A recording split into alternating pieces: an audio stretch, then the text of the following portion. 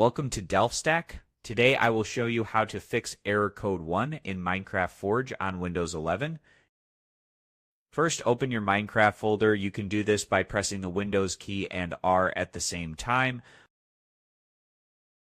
Then typing %appdata% and going to Minecraft folder. Look for the folder named mods. This is where all your Minecraft mods are stored.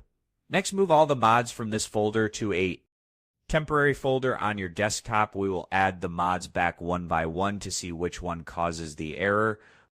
Start by putting a single mod back into the mods folder and check if the error code 1 still appears. If Minecraft runs without the error, remove that mod and try the next one. Keep doing this for each mod.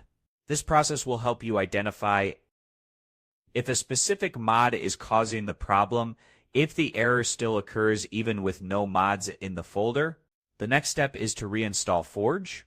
Go to the official Forge website and download the version that matches your Minecraft, install it carefully, and then try running Minecraft again.